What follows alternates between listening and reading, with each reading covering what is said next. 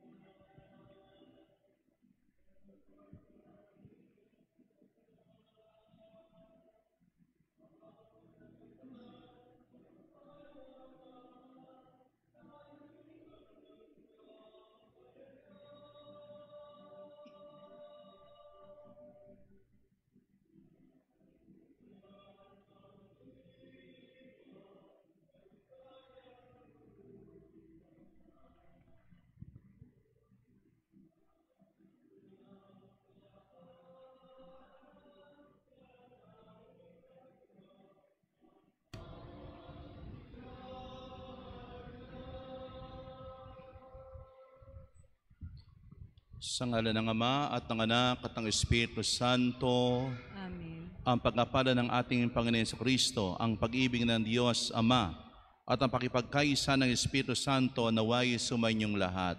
At sumainyo rin.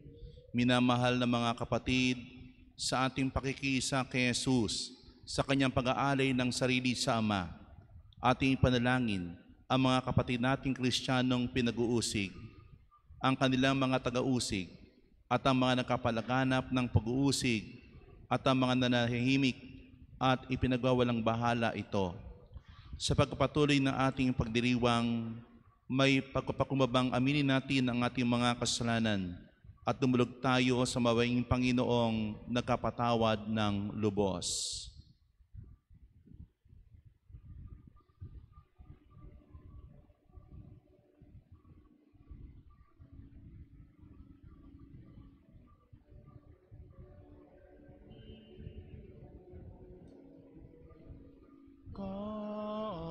Kawan mo kami, Panginoon,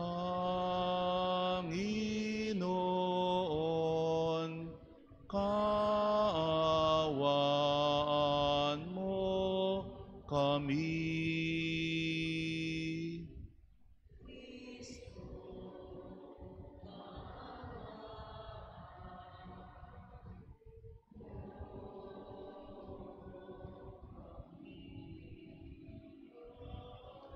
Kristo, kaawaan mo kami. Panginoon, kaawaan mo kami. Panginoon, kaawaan mo kami. Kawan tayo ng makapangyarihang Diyos, patawarin tayo sa ating mga kasalanan, patnubayan tayo sa buhay na walang hanggan. Amen. Manalangin tayo. Ama naming makapangyarihan, sa iyong kapasyahay inibig mong makatambal sa pagpapakasakit ng iyong anak ang iyong sambayanan. Ipagkaloob mo sa mga pinag-uusig dahil sa iyong ngalan ang espiritu ng pagtiis at pagmamahal, upang sila'y maging mga saksing matatapang sa paninindigang ang mga pangako mo'y maasahan. Sa pamamagitan ni Jesucristo kasama ng Espiritu Santo, magpa sa walang hanggan. Amen.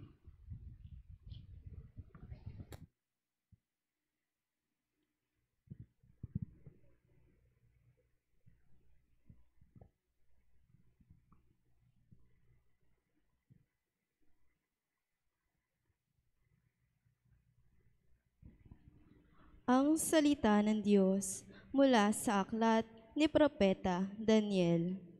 Noong mga araw na iyon, si Haring Belsasar ay nagdaos ng malaking piging para sa 1,000 tagapamahala niya.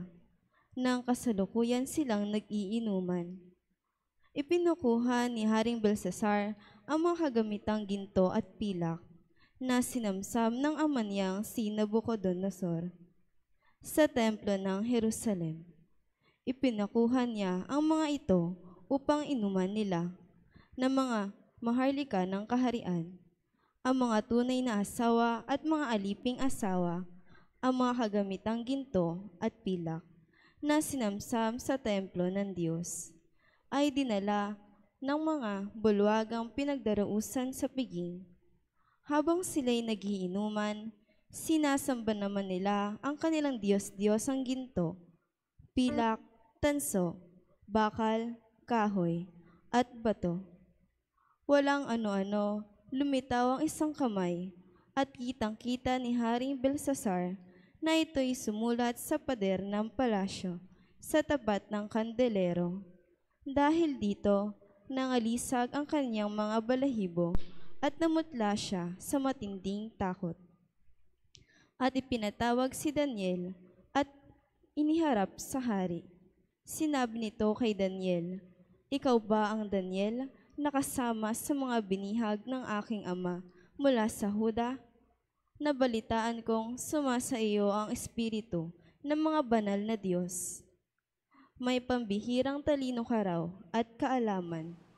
Nabalitaan ko na marunong kang magpaliwanag ng mga bagay na tulad nito at mahusay kang lumutas sa mga palaisipan. Ngayon, kung mababasa at may papaliwanag ang sulat na ito, pararamtan kita at pupurpura.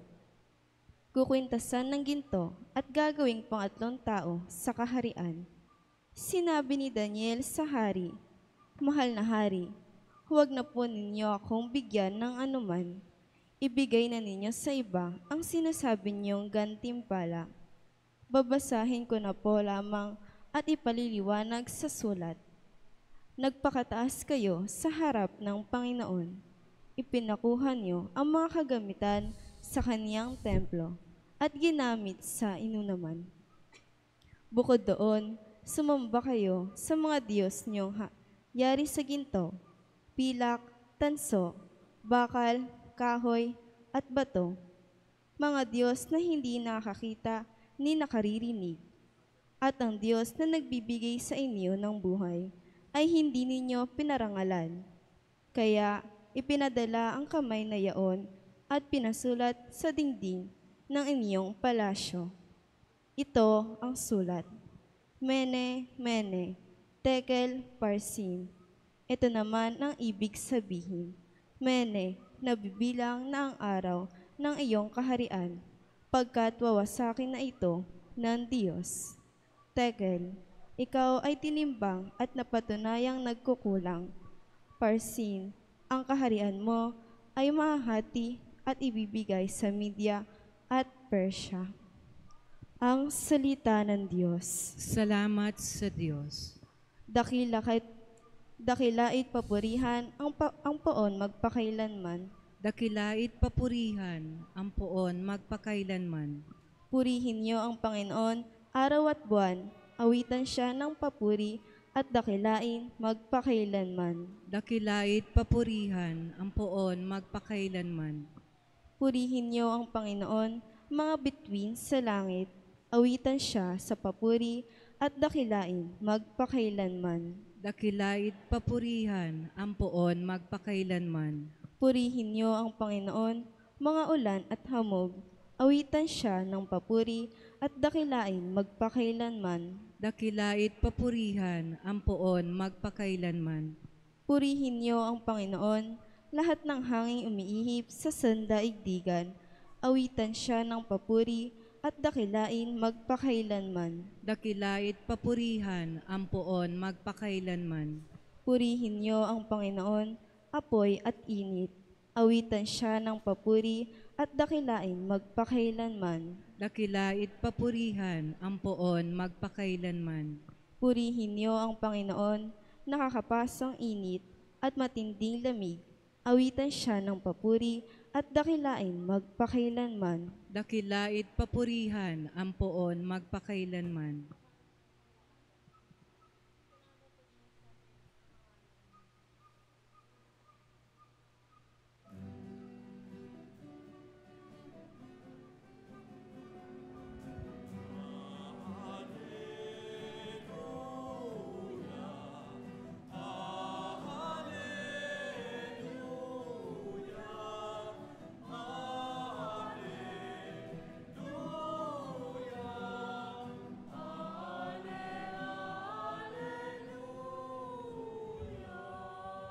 Manatili kang matapat hanggang iyong kamatayan, pagkat buhay aking bigay.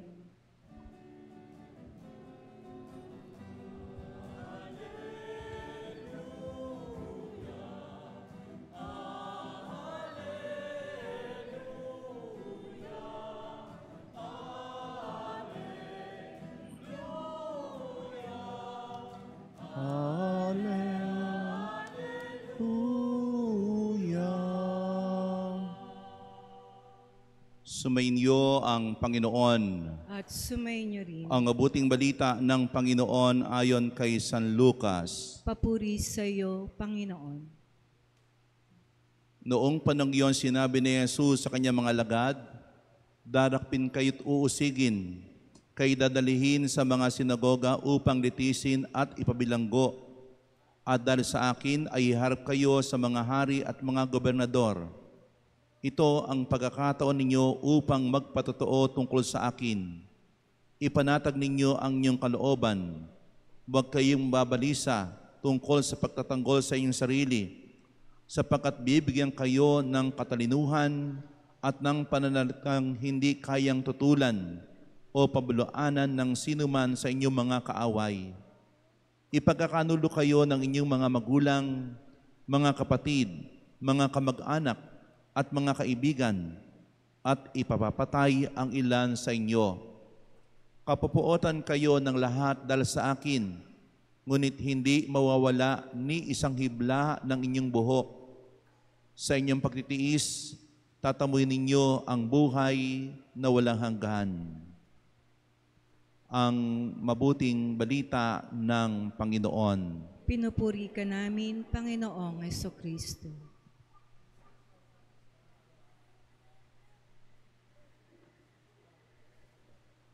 Magandang gabi po sa inyo lahat.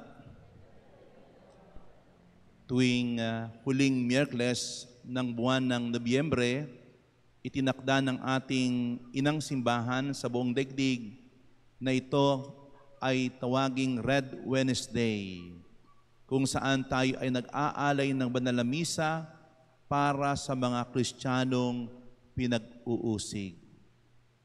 At kanina, bago ang banal na misa ay meron pong ipinakitang mga pangyayari kung saan ang mga Kristiyano ay inuusig. Dito marahil sa ating lugar, hindi natin nakikita o nararamdaman o nararanasan yung tunay na pag-uusig na nangyayari sa malalayong lugar. Pero alam ko, halimbawa sa Mindanao, nangyayari po ito, kung saan ang mga Kristiyano ay kinikidnap, kidnap for ransom, kuminsan binibilanggo o itinatago, kuminsan ay pinapapatay. At sa ibang bansa, kung ating narinig, halimbawa lalo tigit sa bandang Africa, ay marami mga Kristiyano ang talagang ipinapapatay. At narinig naman natin, halimbawa, sa talambuhay ni Pedro Calungsod, kung saan dahil hindi pa Kristiyano ang mga Chamorro ng mga panong yon, sila man ay nakasama sa pagpatay sapagkat sila ay mga Kristiyano. At alam naman natin na ang pag-uusig ay hindi lamang nagaganap sa mga malalayong lugar. Maging halimbawa sa ating lugar ay may mga pag-uusig tayong naramdaman at naranasan. At kuminsan ay hindi lang mismo sa ibang eka nga ay pananampalataya, kundi kuminsan mismo sa ating mga kasamahan. At hindi lang po kuminsan sa ating mga kasamahan, kundi kuminsan sa ating mga kasambahay. Hindi po ba halimbawa, tayo ay kasapi ng isang samahang pangsimbahan, nababasa ko kaya ang inyong mga GC. Kuminsan doon pa kayo sa GC nagsasagutan. Hindi po ba? No? Pag mga sagutan ganon, huwag niyo naman pong ilalagay na o isusulat pa sa inyong GC.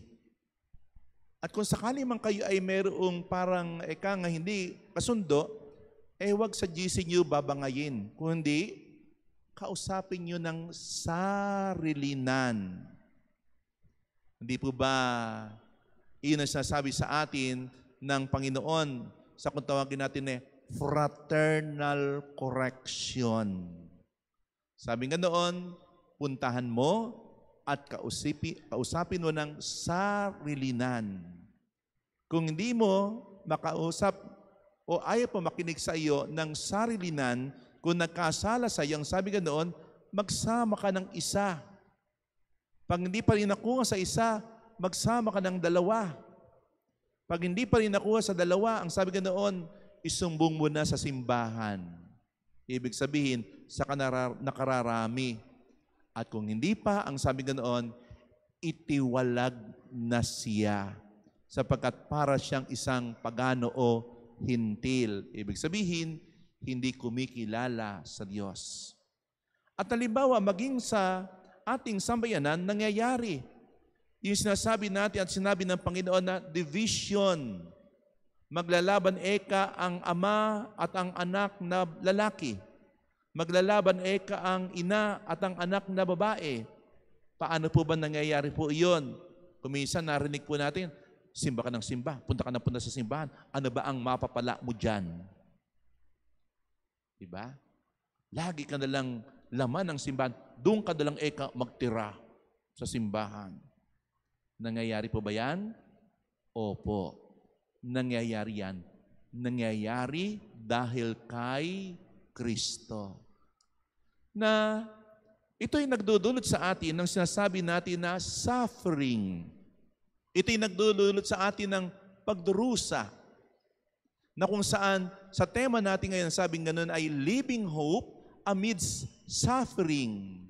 Sapagkat ngayon ay taon ng pag-asa, paano ba sa kabila ng ating mga pagdurusa o pag-uusig na ating naranasan, tayo ay hindi nawawalan ng pag-asa, bagkos ito'y ating pang-isinasabuhay. Napakaganda po nung sinabi sa unang pagbasa, kung ating pong nababasa ng tuloy-tuloy, itong mula sa aklat ni Propeta Daniel. Yung pong mga Israelita ay kinupkob ng mga taga-Babylonia. At ang sabi doon, ang ilan sa kanila kinuha yung mga ari-arian, lalo tigit yung mga banal na bagay sa templo na kung saan matapos na ito'y makupkob at masamsam ni Haring Nabucodonosor, itong anak niya ngayon na si Haring Belsasar ang nagpapasasa ng mga nakuhang ito na kayamanan. Lalo tigit yung sinasabi natin na mga banal na bagay na ngayon ay ginagamit sa kanilang malaking piging sapagkat sila'y sabi, nag-iinuman. Baka yung mga gintong kalis na sa templo ay ginamit ngayon ni Haring Belsasar. At hindi lamang po iyon, kung saan yung mga Israelitang ito ay binihag nila at dinala sa Babylonia. At mula sa mga bihag na ito, ang sabi ganoon, si Haring Nabucodonosor ay pumili ng 300 kalalakihan na kung saan nagkaroon ng training ng 3 taon at iyon ang ginawa nilang lingkod o alipin ng palasyo. Nadinig po natin, kung sabi nga sa inyo, kung napapakinggan po natin yung talambuhay na ito o yung aklat ni Propeta Daniel, kahapon, sapagkat sila ay pinili ng hari upang maglingkod sa palasyo, pinapakain sila ng mga ipinagbabawal na pagkain. Sa mga Israelita, bawal hong kumain ng baboy. Isa po iyon sa nakahain sapagkat hindi naman Israelita ang nakabihag sa kanila, kundi mga taga-Babylonia. Hindi lamang po sila pinapakain ng baboy, kundi ng ilang pang mga pagkain ipinagbabawal sa mga Israelita at ng mga inumin o ng alak na sinasabi. Pero napakaganda na kung saan yung isang binata at kasama niyang 3, sila'y tumanggi. Yun nga po si Daniel. Tinanggihan nila yung inihahain sa kanila ng namumuno sa kusina. Yung namamahala para sa kanila ay training. Sapagkat ang kinain nila ay yung gulay at prutas. At ganoon din naman, alam naman po natin na sina Daniel at ang 3 niyang kasama ay pinapasok sa pugon ng apoy. Subalit sa kabila noon, sila ay nanatiling tapat sa Diyos sapagkat yung hindi nila pagkain kahapon ng pagkain pinagbabawal ay nagpapahayag ng kanilang katapatan sa Diyos kahit na sila ay mga alipin at nabihag, doon sila naglilingkod sa hari ng Babylonia na si Haring Nabucodonosor at ngayon ay si Haring Belshazzar.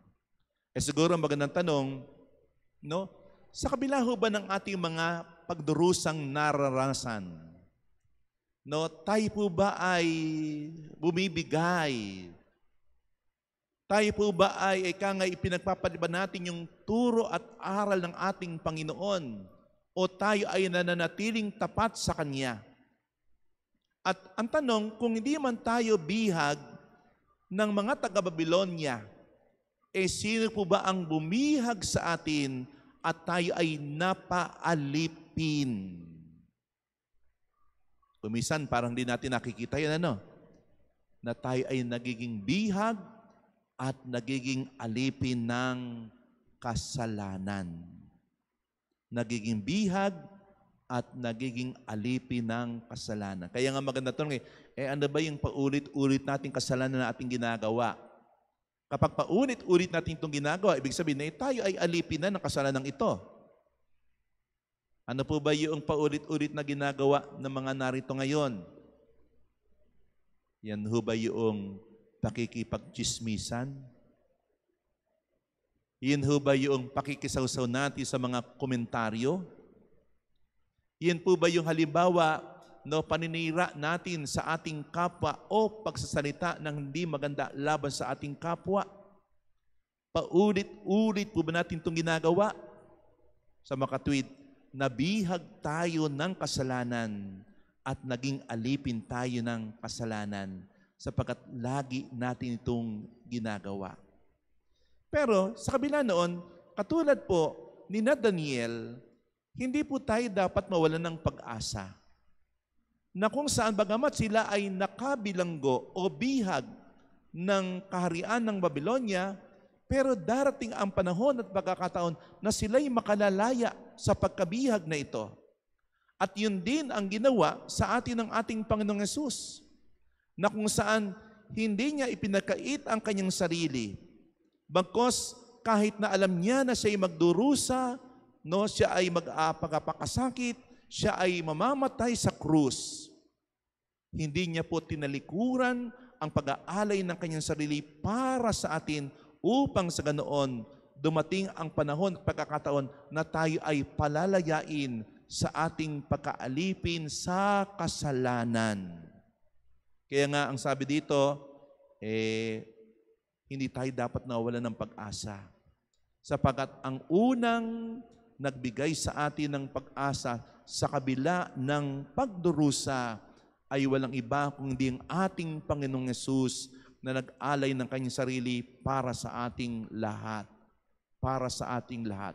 At siya po, ipinapakita tulad ni Propeta Daniel ay naging tapat sa kanyang pagsunod sa Ama sa pamamagitan ng kanyang pag-aalay ng kanyang sarili para sa atin. May isang pari o professor kami nung araw sa seminaryo kung saan kapag daw po siya ay nakararanas ng kalungkutan, kapag siya ay nakararanas ng pag-iisa, kapag po siya ay nakararanas ng mga stress, ang gagawin na po niya, papasok na po siya sa simbahan, titingin siya sa krus na nakapako si Kristo, magdarasal siya doon, at paglabas daw po niya doon, gumagaang na ang kanyang kalooban. Bakit? Kung tayo ay nakararanas sa mga pagsubok, kung tayo ay nakararanas ng mga paghihirap, una itong dinanas ng Panginoon kaysa sa atin. At ipinapahayag ng nakapakong Kristo sa krus na siya ay nagdusa, na siya ay nag-alay ng kanyang sarili para sa atin upang sa ganoon tayo ay huwag mawalan ng pag-asa at manatiling tapat sa Kanya. Kaya nga magandang tanong, no? Kapag hubat, tayo ay nakararanas ng mga pagdurusa, kapag po ba tayo ay nakararanas ng mga pag-uusig, tayo po ba ay bumibigay na lamang? Nadinig po natin sa unang pagbasa, nung ipatawag si Propeta Daniel ni Haring Belsasar, sapagkat nakakita siya ng pangitain ng isang kamay ay nagsulat sa pader habang sila ay nagkakaroon ng party, at ang sinulat ay Mene, Mene, Tekel, Parsin. Pinatawag niya si Daniel. At ang sabi kay Daniel, ano sabi? Bibigyan kita ng damit na purpura. Ibig sabihin, mamahaling damit na ang mga mayaman lamang at mga aristokrata lang ang nagsusuot nito noong mga panahon o mga kabilang sa angkan ng hari.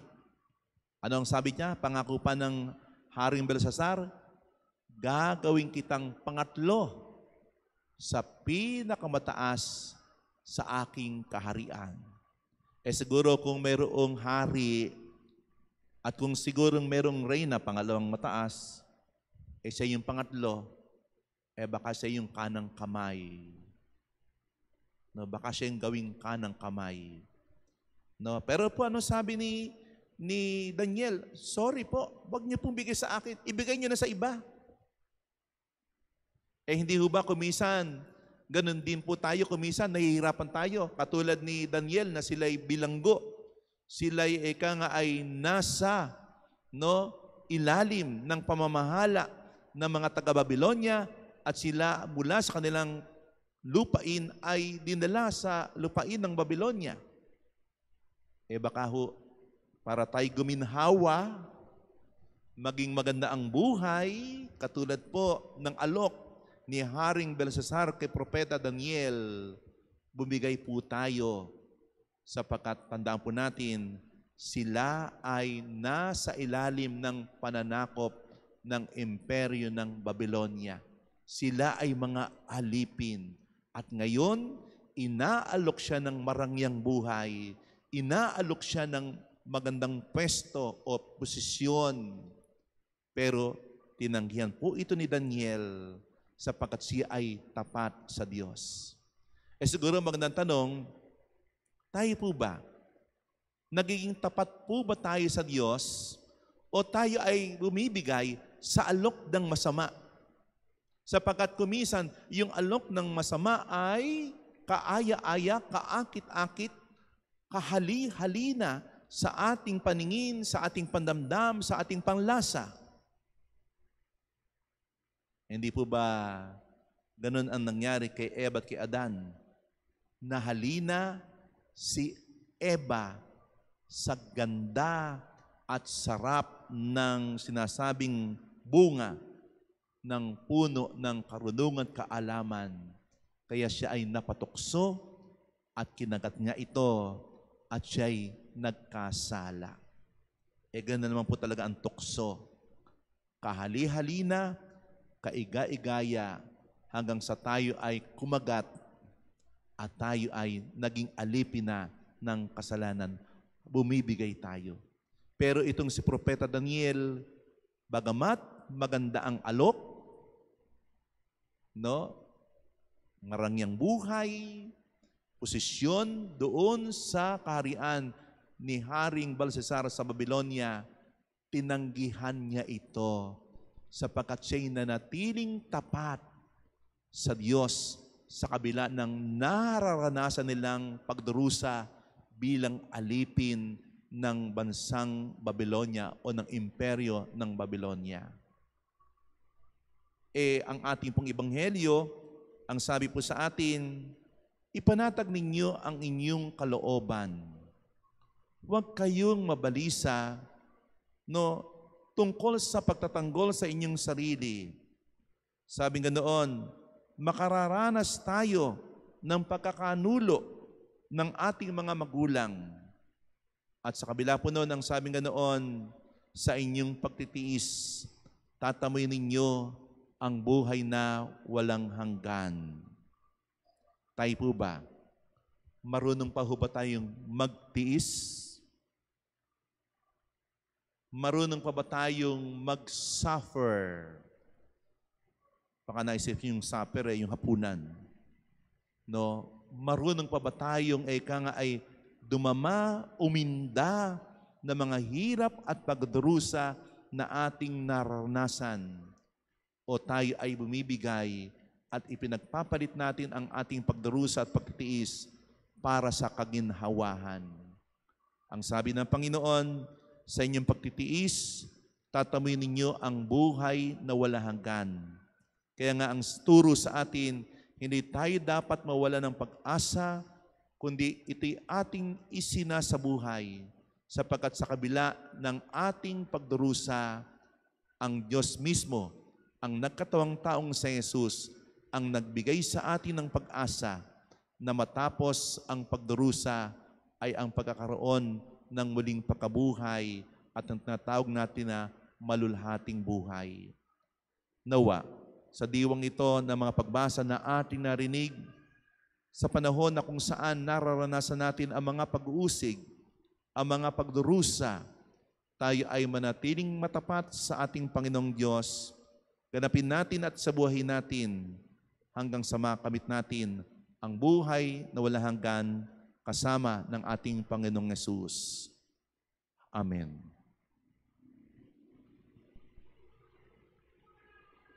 Mapagmahal na Diyos, lumalapit kami sa iyo bilang isang simbahang nagmula sa krus ni Kristo. Isang simbahang lumalaganap sa loob ng 2,000 taon mula sa malulhating dugo ng mga martir. Ating isamo, iligtas mo ang iyong sambayanan, Panginoon. Ligtas mo ang iyong sambayanan, Panginoon.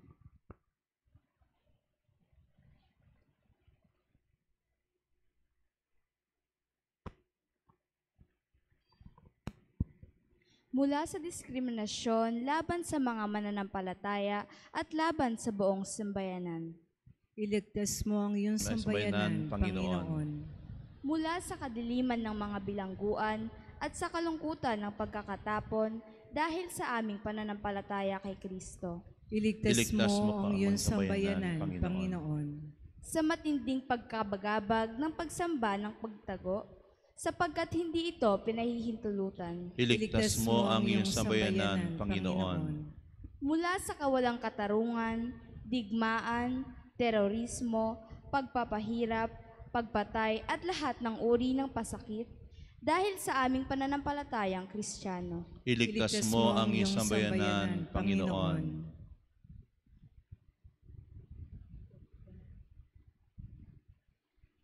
Para sa mga obispo at paring pinagbabawalang isagawa ang kanilang ministeryo sa simbahan o sa anumang lugar.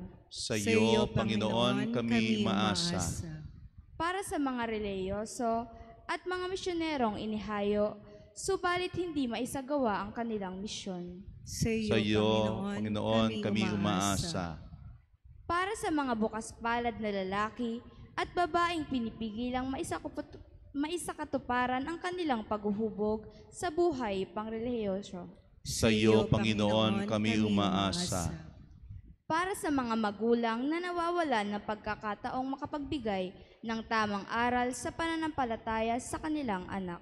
Sa iyo, Panginoon, kami umaasa. Sa mga profesional at mga ordinaryong manggagawang hindi mabigyan ng pantay na karapatan at oportunidad dahil sa kanilang pananampalataya. Sa iyo, Panginoon, kami umaasa. Para sa lahat ng may sakit, naway bigyan sila ng lakas at pag-asa ng ating mahabaging Diyos. Sa iyo, Panginoon, kami umaasa.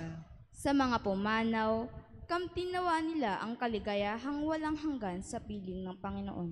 Sa iyo, Panginoon, kami umaasa. Tahimik po nating ilahad sa Panginoon ang ating mga pangsariling panalangin at intensyon.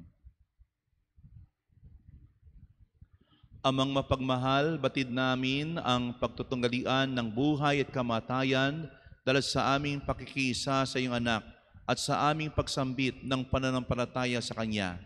Pagaanin mo ang sakit na aming nadarama.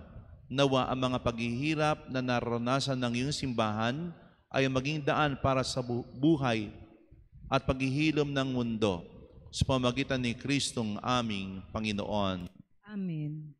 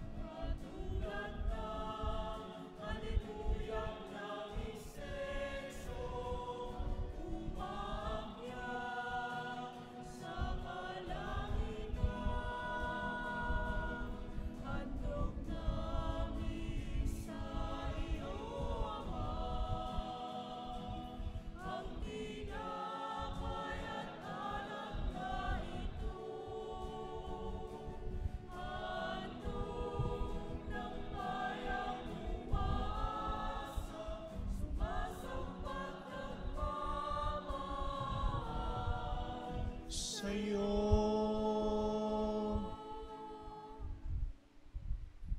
Manalangin kayo mga kapatid at mga paghahain natin ay kalugdan ng Diyos amang makapangyarihan. Tanggapin nawa ng Panginoon itong paghahain sa iyong mga kamay, sa kapurihan niya at karangalan sa ating kapakinabangan at sa buong sambayan niyang banal. Ama namin lumikha, tanggapin mo ang aming mga alay at pitahaya sa ikapananatiling matatag na mga nagdaralita dahil sa pag-uusig ng mga ayaw maniwala. Ang pakikiisa sa paghahain ni Kristo nawa ikatuwa ng mga magtiising ang mga ngalay sa langit na katala. Sa pamagitan niya kasama ng Espiritu Santo, magpa sa walang hanggan. Amen. Sumainyo ang Panginoon. At sumainyo rin. Itaas sa Diyos ang inyong puso at diwa. Itinas namin sa Panginoon. Pasalamatan natin ang Panginoong ating Diyos. Marapat na siya'y pasalamatan. Ama namin makapangyarihan, tunay nga marapat ikay aming pasalamatan sa pamagitan ni Jesu Kristo na aming Panginoon. Siya ang salitang katuwang mo at kapiling, noong ang lahat ng umiiral ay iyong likain. Sa'y sinugo mo para kami sa tipit palayain, kaya't siya'y kinalingan ng mahal na Birhen na naging kanyang inang totoo sa kapangyarihan ng Espiritu Santo. Inako niyang sundin ng loob mo at kamtin ang samay ng banal para sa iyo. Pinagtiisan niyang iunat sa krus ang kanyang mga kamay upang magwakas ang kamatayan at mahayag ang pagkabuhay. Kaya kaysa ng mga anghel na nagsisiawit ng papuri sa nawalang umpay sa kalangitan, kami nagubuni sa iyong kadakilaan.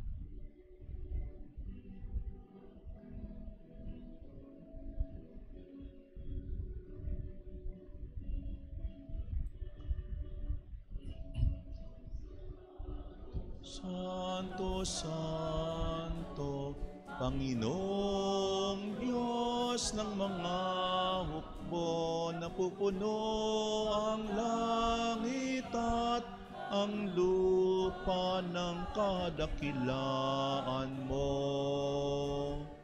Hosana, Hosana sa kaitaasan. Pinagpala ang naparirito sa ngalan ng Panginoon. Hosana, Hosana, Hosana sa kaitaasan. Hosana, Hosana, Hosana sa kaitaasan. Ama naming banal, ikaw ang bukal ng tanang kabanalan, kaya't sa pamamagitan ng iyong Espiritu, gayong banal ang mga kaloob na ito upang para sa amin ay maging katawan at dugo ng aming Panginoong Hesukristo. Bago niya pinagtiis ang kusang loob na maging handog, hinawakan niya ang tinapay, pinasalamatan kaniya, pinaghati-hati ngayon, iniabot sa kanyang mga lagad at sinabi, tanggapin ninyo lahat ito at kanin. Ito ang aking katawan na ihahandog para sa inyo.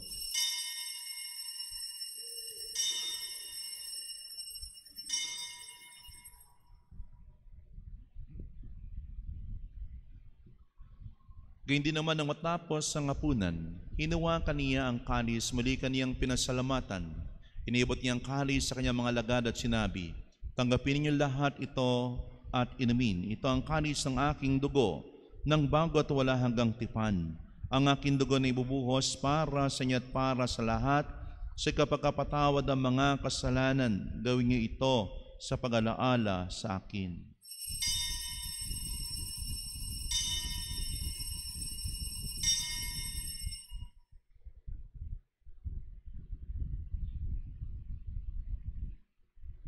Ipagmunyi natin ang misteryo ng pananampalataya.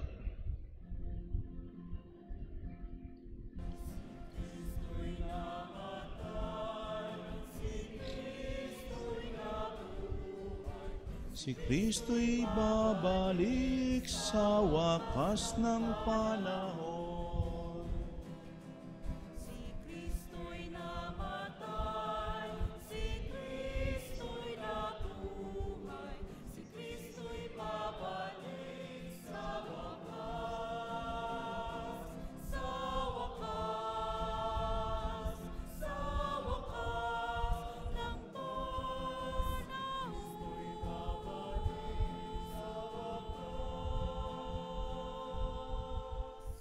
Ang ginagawa namin ngayon, ang pag-alaala sa pagkamatay at muling pagkabuhay ng iyong anak, kahit niyari namin siyang tinapay na nagbibigay buhay at ang kalis na nagkakaloob ng kaligtasan. Kami nagkapasalamat dahil kami narapat na mayo sa harap mo para maglingkod sa iyo. Isinasamo namin kayo magsasalo-salo sa katawan at tugon ni Kristo ay mabuklod sa pagkakaisa sa pamamagitan ng Espiritu Santo. Ama, lingapin mo ang isimbahang laganap sa buong daigdig. Puspusin mo kami sa pag-ibig, kay San Leon na aming Papa at ni Dennis naming Obispo at ng Tanang Kaparian. Alalahanin mo rin mga kapatid naming nahimlay na pag-asang sila'y muling mabuhay, gayon din ng lahat ng mga pumanaw. Kawan mo sila at patuloyin sa iyong kaliwanagan. Kawaan mo at pagindapat kami lahat na makasalo sa iyong buhay na walang wakas. Kaysa ng mahal na Birheng Maria na ina ng Diyos, ni San Jose na kaniyang kabiyak ng puso, kaysa ng mga apostol at ang lahat ng mga banal na namuhay dito sa daigdig ng kalugod-lugod sa iyo, may pagdiwang naman namin ng pagpupuri sa kararangal mo sa pamamagitan ng iyong anak na aming Panginoong Heso Kristo. Sa pamamagitan ni Kristo kasama niya at sa Kaniya, ang lahat ng parangal at papuri ay sa iyo, Diyos amang makapangyarihan, kasama ng Espiritu Santo, magpa sa walang hanggan.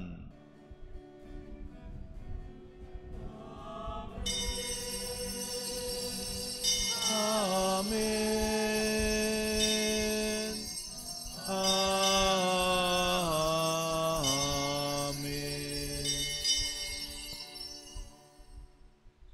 Bilang isang sambay ng binuklod sa pag-ibig na Ama, dumulog tayo sa Kaniya, awitin natin, panalang itinuro sa atin.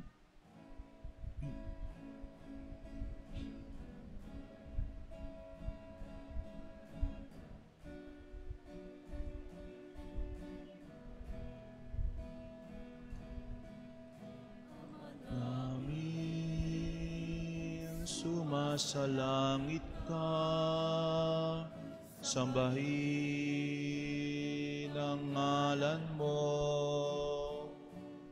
mapasa amin ang kaharian mo, sundin ang loob mo, dito sa lupa, para nang sa langit. Bigyan mo kami ng aming kakanin sa araw-araw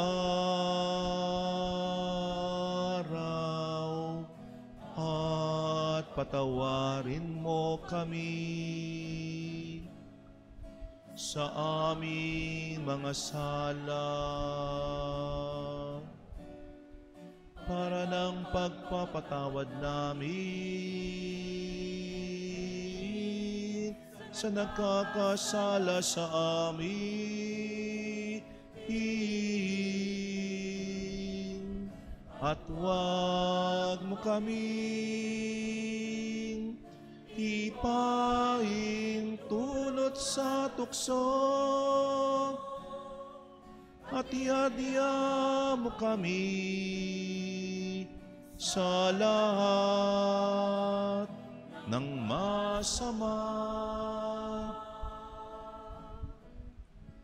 Hiniling namin kami adya sa lahat ng masama, pagkalooban ng kapayapaan araw-araw, iligtas sa kasalanan at ilayo sa lahat ng kapahamakan, samantalang aming pinanabikan dakilang araw ng pagkapayag ng tagapagligtas naming si Heso Kristo.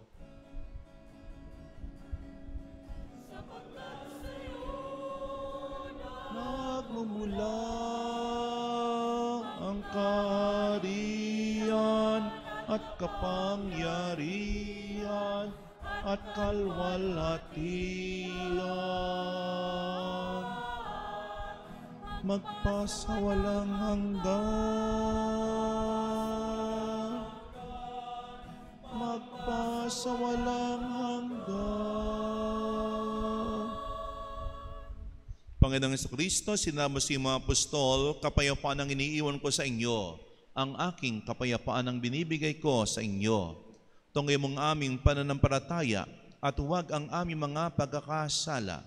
Pagkalooban mo kami ng kapayapaan at pagkakaisa ayon sa iyong kalooban, kasama ng Espiritu Santo magpa sa wala hanggan. Ang kapayapaan ng Panginoon ay laging sumainyo. At sumainyo rin. Magbigay po tayo ng kapayapaan sa isa't isa. Peace be with you.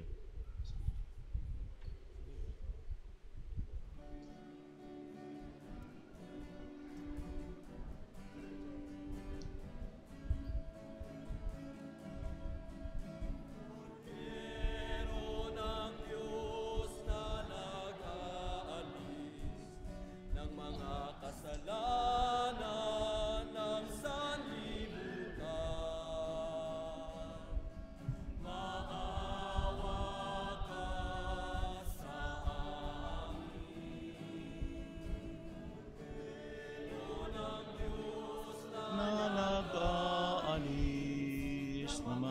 kasalanan ng sanlibutan. Maawa ka sa amin.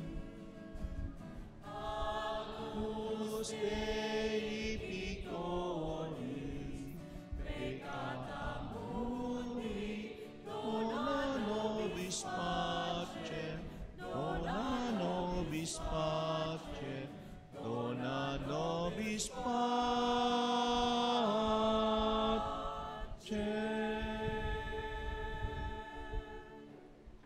Narito si Kristo, ang kordero ng Diyos na nagani sa mga kasalanan sa libutan. Mapapalad tayo na ina niya dumulog sa kanyang banal na piging. Panginoon, hindi ako karapat-dapat na magpatuloy sa iyo.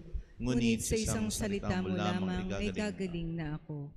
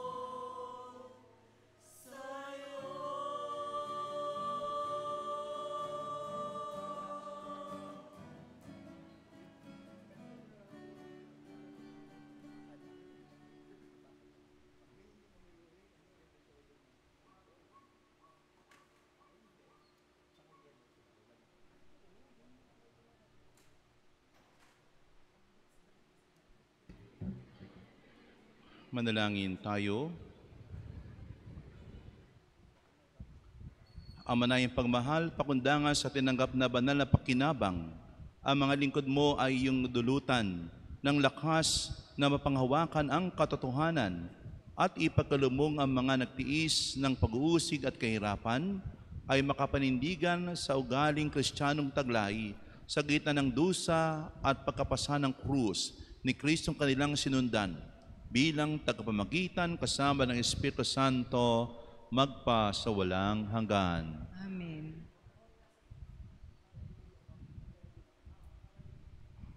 Magkakaroon po tayo ng special collection. Mapo muna tayo para po sa mga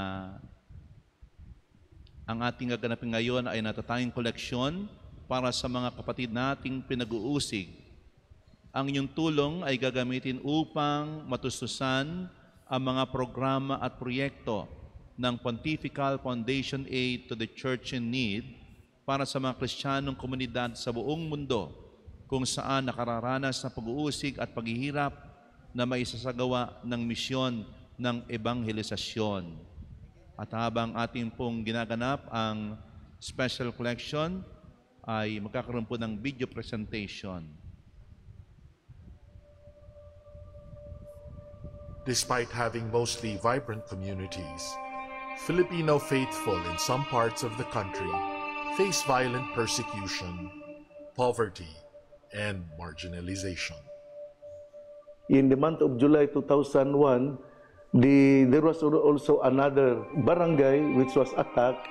They came to me, they told me, Bishop, Father, can you help me?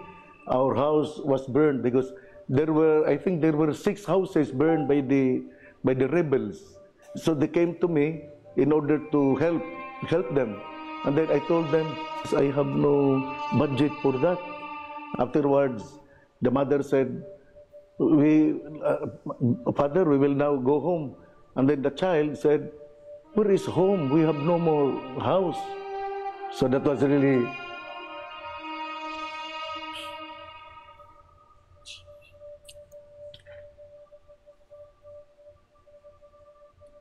That was a painful experience on my part.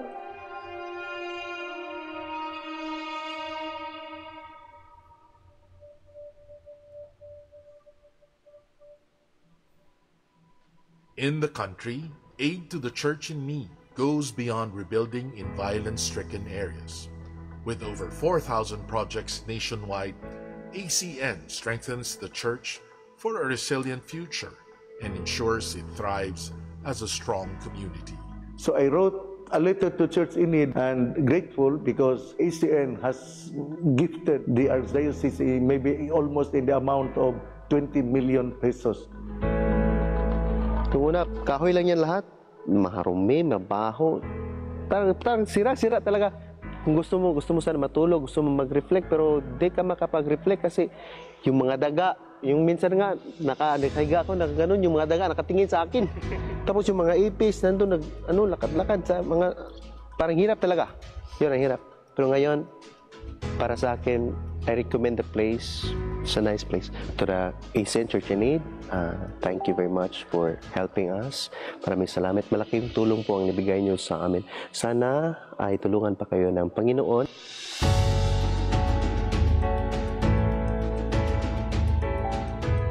First of all, I would like to thank for the Church in Need sa binigay nila sa amin na 1.8 million. Yung binigay ng Church in Need na 6,000 watts is a big help to us to reach out the people in the periphery. They can hear the proclamation of the Word of God through the XDD, our radio station. Hindi lang Christians or Catholic, but even Muslims, because Lanao Sur and Lanao del Norte are populated with Muslims. So they can hear the Word of God. Maybe it can touch their heart. So to understand our religion also.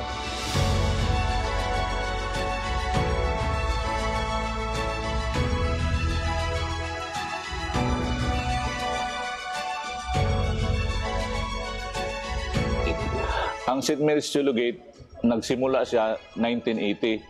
pero yung building lumang-luma na kasi dati yon ay high school seminary at naging college seminary.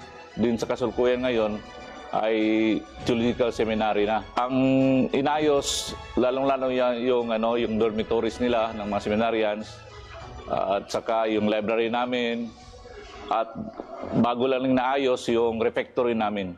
Kaya laki namin pa salamat sa ICN.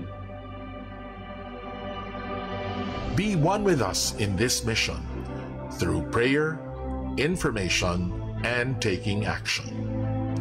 You can help transform lives and bring Christ's love to those who need it most. Together, we are the hands and heart of His church. Dahil tayo'y hinihikayat na maging Katolikong nakikiisa. Halina't makiisa. Ako'y Katolikong nakikiisa, halina't makiisa.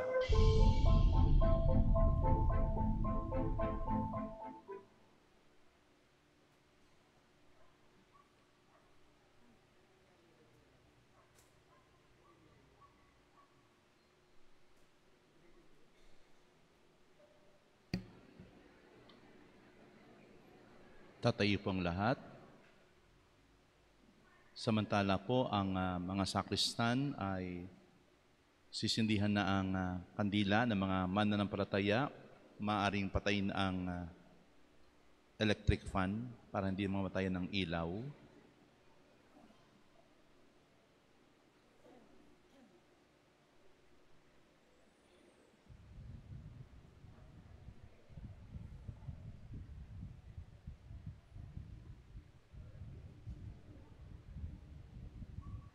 Nakinig tayo sa salita ng Diyos at ating natagpuan doon ang mga patotoo ng pag-asa mula sa mga dumanas ng paghihirap, alang-alang sa kalulatian ng Diyos. At ating narinig ang pangako ng mabuting balita para sa lahat ng pinag-uusig sa ngalan ng kabutihan at sa mga nagdurusa dahil sa pandemyang ating hinaharap. Makisa tayo sa kanilang pagkapakasakit habang nagsisisi dahil sa ating kamangmangan, bagamat hindi tayo mananahimik at mananatiling handang makiisa sa kanilang paghihirap. Sa pasimula, ang kalawakan ay nababalot ng dilim at lamig, at ang espiritong pumapailan lang ay nagwika.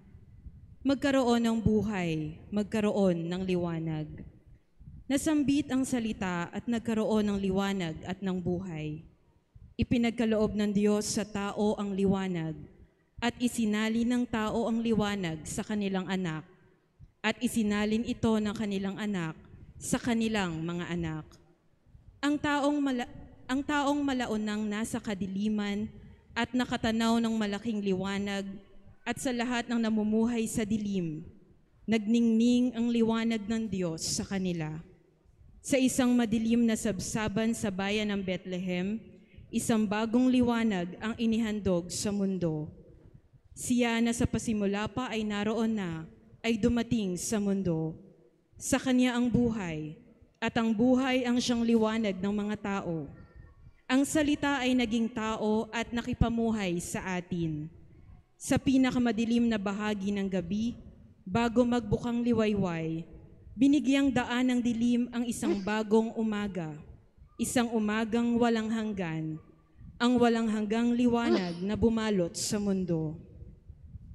Nahati ang liwanag, pinangahasan ng taong ang kininito at ariing sa kanila, subalit hindi magagapi ang liwanag.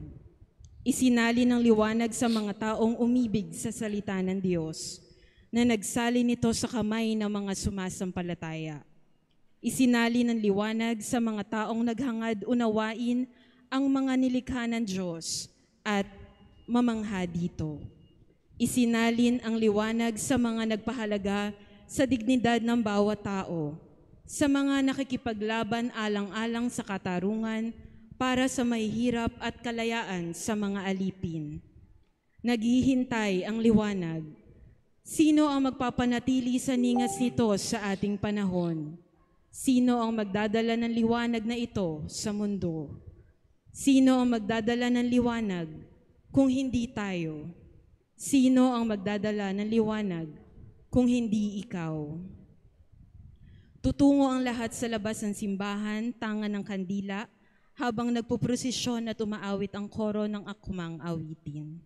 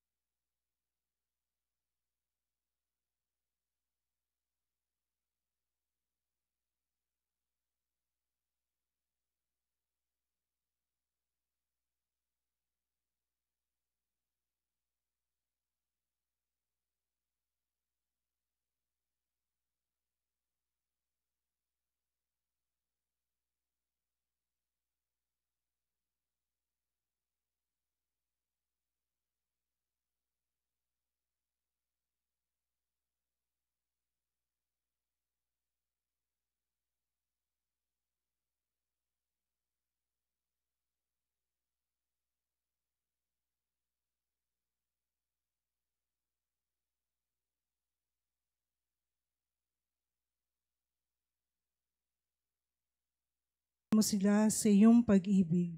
Nawa, ang aming malasakit sa isa't isa ay higit na mapalalim bunsod ng iyong bigay na lakas at ng aming pangunawa sa iyong dakilang pag-ibig sa amin. Amen. Mga kapatid, ang ating hawak na liwanag ay simbolo ni Kristo, ang liwanag ng mundo. Tanggapin natin ang liwanag na ito nung tinanggap natin ang liwanag na ito nung tayo ay binyagan. Nangako tayong ipagalaganap ang liwanag na ito nung tayo ay kumpilan. Tinupad natin ang pangakong ito nang tayo ay tumugon bilang mga Kristiyano na maging isang sambayanan ng nagpapalaganap kahit ng aandap-andap na liwanag sa gitna ng kadiliman ng pag-uusig sa mundo. Hiniling ko sa inyo ngayon, panatilihin ninyong nagdiringas ang liwanag na ito sa inyong mga puso. Sikapin nating maging liwanag na nagpaparingas din sa ibang liwanag na nagbubuhat sa liwanag ng sanlibutan. Mamuhay tayo bilang mga anak ng liwanag. Sinabi ni Jesus, mapalad ang mga mabagin sapagkat kahabagan sila ng Diyos. Inihahayo kayo ngayon sa inyong mga tahanan, sa lugar ng inyong trabaho, sa inyong mga paaralan at pamayanan. Mag-isa tayo sa paghihirap ng ating mga kapatid na pinag-uusig dahil sa kanilang pananampalataya at sa mga pinahihirapan ng pandemya at maging daluyan tayo ng lahat ng awa ng Diyos sa lahat.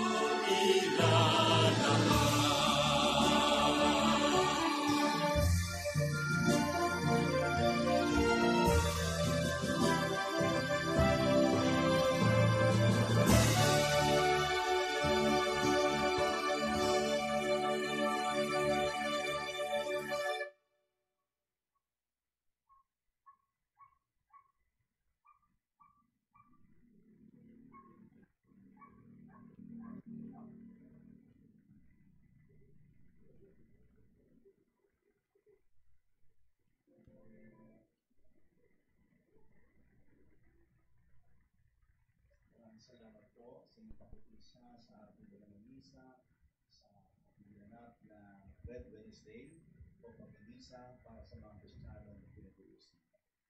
Sumainyo ang Panginoon. At sumainyo rin. Mangyaring ito ang ating ulo para sa pagkagawad ng pagkabasbas. Manayang pagpala, basbasan mo ng iyong kabanalan ng iyong sambayanan upang matagpuan sa iyo ang kaligtasan mula sa kabahayan at ang katuparan ng tanang inaasam na kabutihan sa pamagitan ng Jesucristo kasama ng Espiritu Santo magpa sa walang hanggan. Amen. Pagpalain kayo na makapangyarihan ng Diyos Ama at ng Anak at ng Espiritu Santo. Amen. Tumayo ang kapayapaan upang ang Panginoon ay mahalin at paglingkuran. Salamat sa Diyos.